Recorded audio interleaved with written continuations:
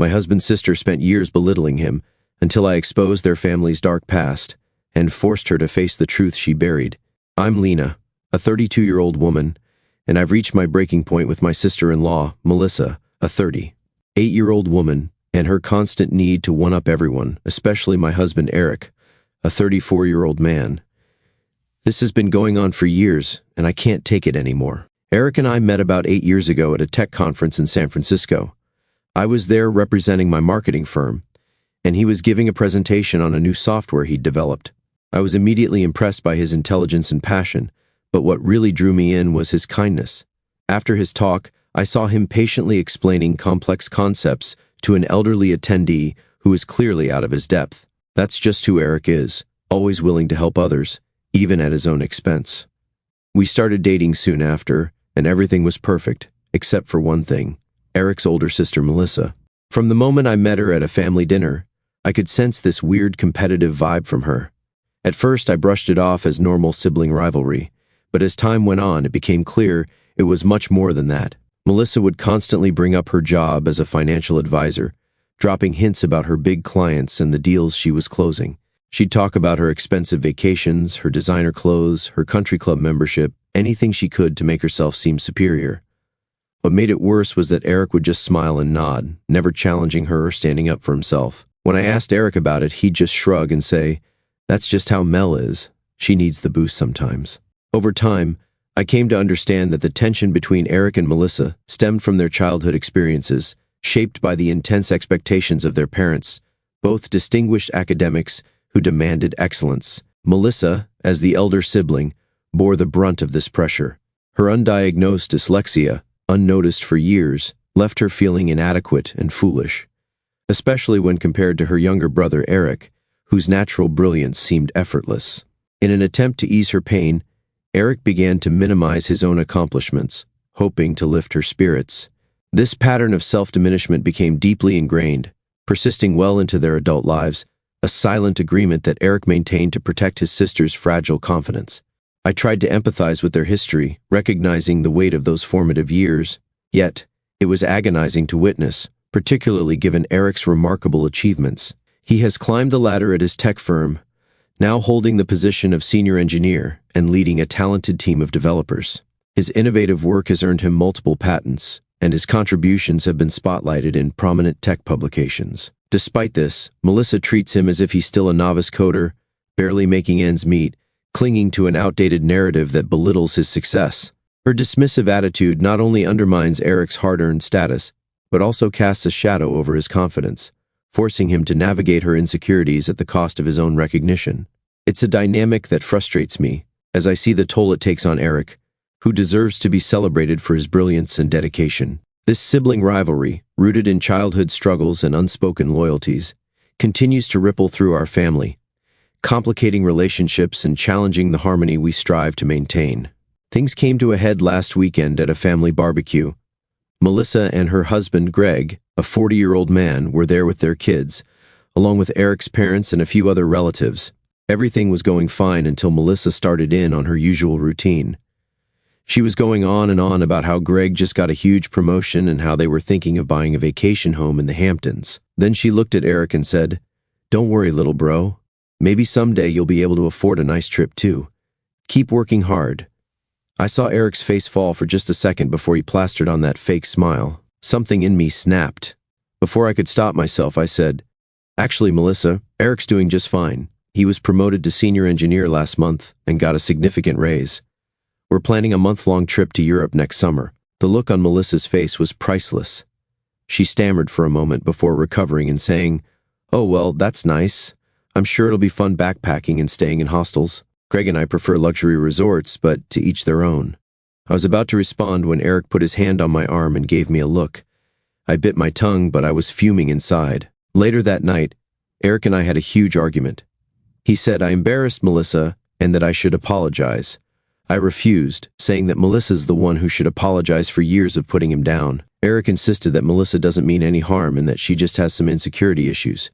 He said if pretending to be more successful than him makes her feel better, what's the harm in letting her have that?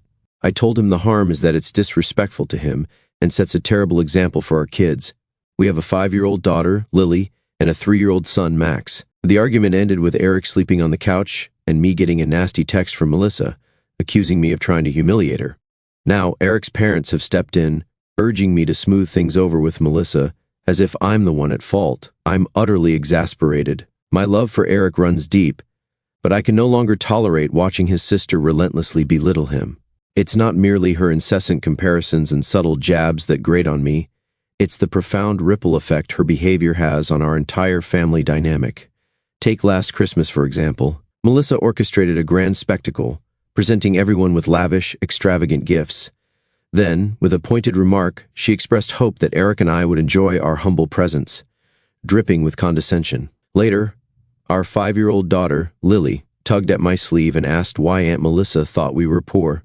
The innocence in her question shattered my heart, revealing how Melissa's actions were already shaping our children's understanding of their world, planting seeds of doubt about their father's worth. Then there was the evening we gathered to celebrate Eric's company, receiving a prestigious industry award for a project he spearheaded. It was a moment of triumph, a testament to his brilliance and dedication. Yet Melissa hijacked the occasion, dominating the dinner conversation with tales of a minor local business award she'd received years prior. Eric sat quietly, his moment of glory eclipsed by her need to shine brighter. It was painful to watch him shrink under her shadow, his hard-earned success dismissed. These incidents aren't isolated, they're part of a pattern that erodes our family's harmony. Melissa's behavior doesn't just wound Eric, it distorts how our children perceive value and success, and it strains the bonds we're trying to nurture. I'm desperate to protect our family from this toxicity, but the pressure from Eric's parents to fix things with Melissa only deepens my frustration, making me question how to balance loyalty to my husband with the need to shield our children from this harmful dynamic. I've tried talking to Eric about this multiple times over the years. I've suggested family counseling, setting boundaries, even limiting our interactions with Melissa.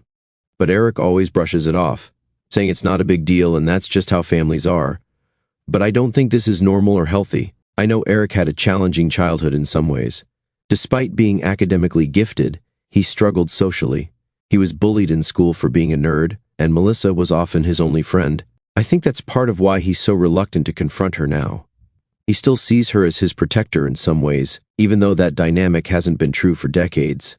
I've also tried talking to Eric's parents about the situation, but they seem oblivious. They laugh off Melissa's behavior as just a little sibling rivalry and tell me I'm being too sensitive. It's clear where Melissa learned to dismiss others' feelings.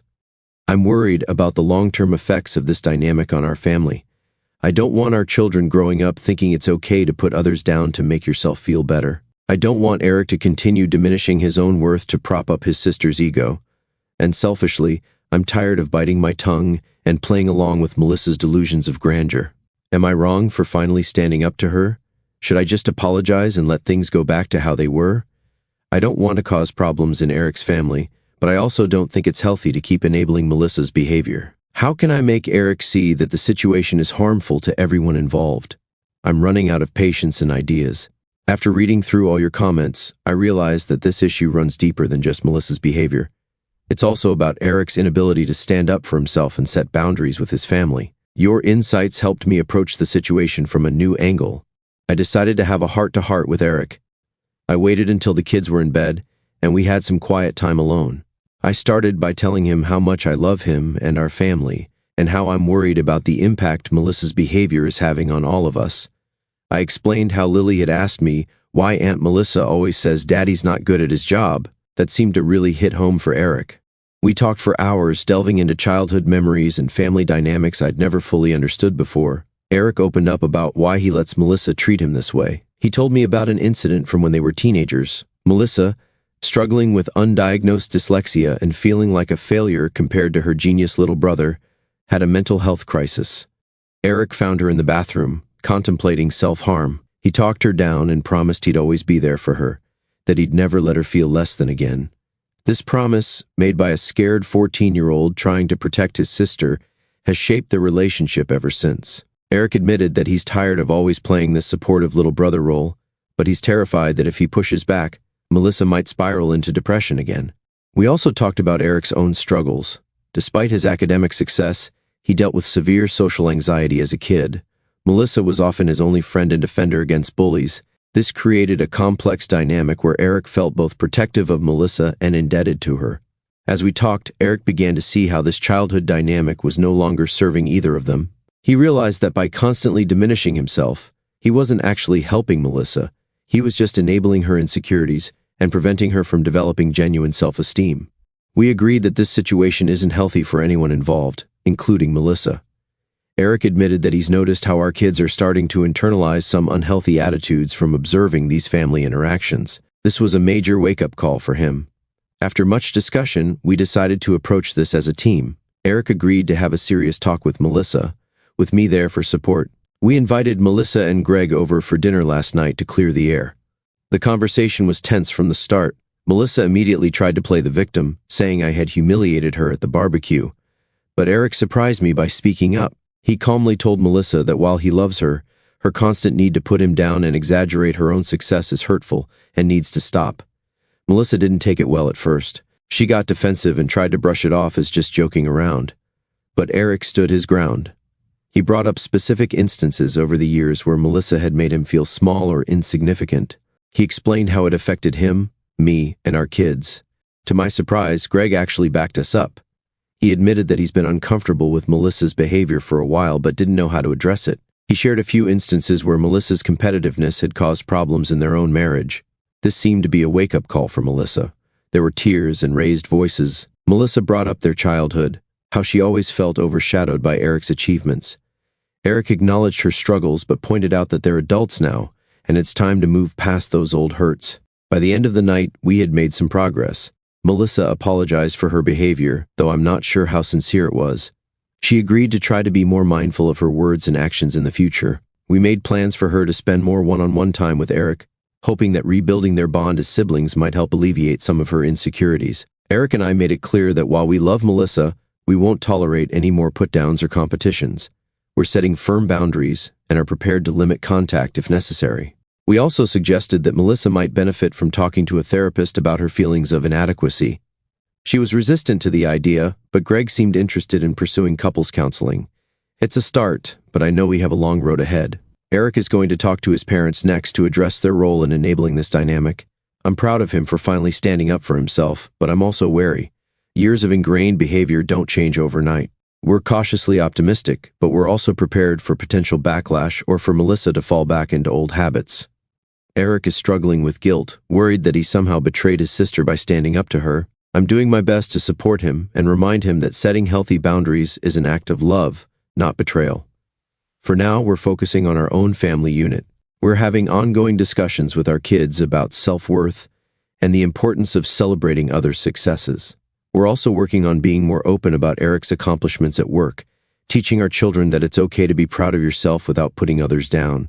After our confrontation with Melissa and Greg, Eric had a long talk with his parents. He explained how their treatment of Melissa as the struggling child and him as the successful one had created an unhealthy dynamic that persisted into adulthood.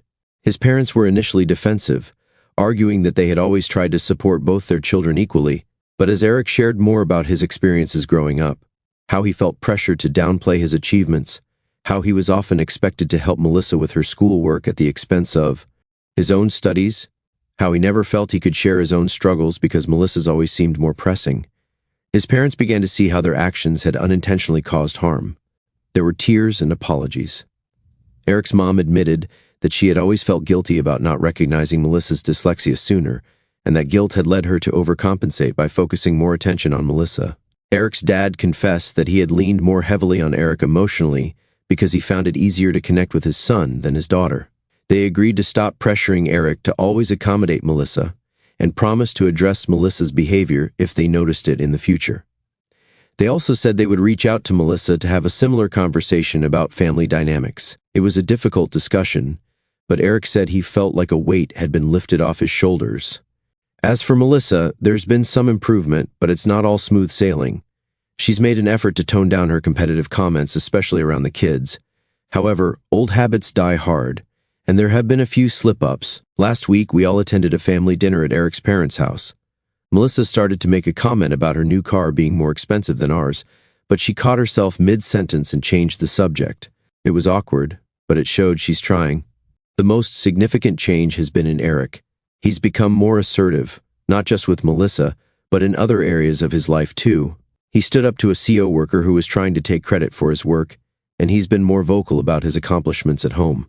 He even submitted a proposal for a promotion at work, something he'd been hesitant to do before because he didn't want to outshine Melissa in their parents' eyes. However, not everything is perfect. Melissa has been somewhat distant since our confrontation.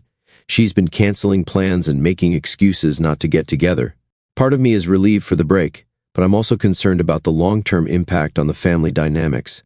Eric is struggling with feelings of guilt. He's happy to have set boundaries, but he's worried about damaging his relationship with his sister. I've reassured him that he's done the right thing and that it's up to Melissa now to adjust and respect our boundaries. We've also had to deal with some fallout from extended family members. Eric's aunt called to scold us for upsetting Melissa and disrupting family harmony. We stood our ground and explained the situation, but it's clear that not everyone understands or supports our decision to confront the issue. Despite these challenges, Eric and I feel like we're on the right path. We're committed to maintaining healthy boundaries while also leaving the door open for a better relationship with Melissa if she's willing to change. We're taking it one day at a time and focusing on our own family unit. Eric has been spending more quality time with the kids, making a point to talk about his work and accomplishments in a positive way. We've been having open discussions about self-worth and standing up for yourself. Lily, our daughter, seems to be picking up on the change. The other day, she proudly showed us a drawing she made at school and said, "I did a good job, right?" It's okay to say when you do something well. It was a small moment, but it felt like a huge win. The past couple of months have been a roller coaster of emotions and events. After a period of distance, Melissa reached out to Eric for a one-on-one conversation. Eric was apprehensive, but agreed to meet her for coffee at a neutral location. To his surprise, Melissa opened up about some deep-seated insecurities she's been struggling with for years. She admitted that her competitive behavior stemmed from feeling like she could never measure up to Eric in their parents' eyes. She talked about how her struggles with dyslexia had affected her self-esteem, and how she had always felt stupid compared to her genius little brother. Melissa told Eric that after our confrontation, she had started seeing a therapist to work on her issues. She apologized again for her past behavior and asked for patience as she tries to change. She also shared that she and Greg had started couples counseling, which was helping them communicate better. Eric was moved by her vulnerability and assured her that he loves her and wants to have a healthy relationship moving forward. He also opened up about his own struggles, sharing how her behavior had affected him over the years. It was a tearful but healing conversation for both of them. This conversation seems to have been a turning point. Since then, we've had a few family gatherings, and Melissa's behavior has noticeably improved. She's making an effort to show genuine interest in Eric's life without turning it into a competition. At a recent family dinner, she actually asked Eric about his latest project at work and listened attentively without trying to one-up him. There have been a few awkward moments, but overall, the atmosphere has been much more positive. As for Eric, he's continuing to work on being more assertive. He's had several conversations with his parents about their family dynamics, and slowly but surely, they're all making progress in changing long-standing patterns. Eric's parents have made an effort to acknowledge both their children's achievements equally, which has helped ease some of the tension. Our kids have noticed the change too. Lily recently mentioned that she likes it when Aunt Melissa comes over now because she's nicer and listens more. Max, who used to hide whenever Melissa visited, has started to warm up to her. Last week, he even showed her his favorite toy car, something he'd never done before. However, we're remaining cautiously optimistic. We know that real lasting change takes time and effort. We're committed to maintaining our boundaries while also supporting Melissa's efforts to improve. There have been a few bumps along the way. Eric's aunt is still giving us the cold shoulder, and there was an uncomfortable moment at a recent family birthday party when Melissa started to slip into old habits, comparing her cake baking skills to mine. But Eric was able to gently redirect the conversation, and Melissa quickly caught herself. One unexpected development has been a shift in my relationship with Greg, Melissa's husband. He reached out to me privately to thank us for confronting the issue. He admitted that he'd been unhappy with Melissa's behavior for years but hadn't known how to address it. We've started to form a bit of an alliance, supporting each other in maintaining these new, healthier family dynamics. Eric and I are stronger than ever, united in our approach to these family issues. We're focusing on fostering open communication, setting healthy boundaries, and modeling positive behavior for our kids. It's been a difficult journey, but I believe we're coming out stronger on the other side. Last weekend, we had a small breakthrough. Melissa called to congratulate Eric on a recent achievement at work, something she'd heard about from their parents. There was no comparison, no backhanded compliment, just genuine pride in her brother's success. Eric was touched, and for the first time in years, I saw him truly relaxed around his sister. We know there's still a long road ahead. Old habits and deep-seated insecurities don't disappear overnight, but we're hopeful. We're taking it one day at a time, celebrating the small victories, and working together to build a healthier, happier family dynamic.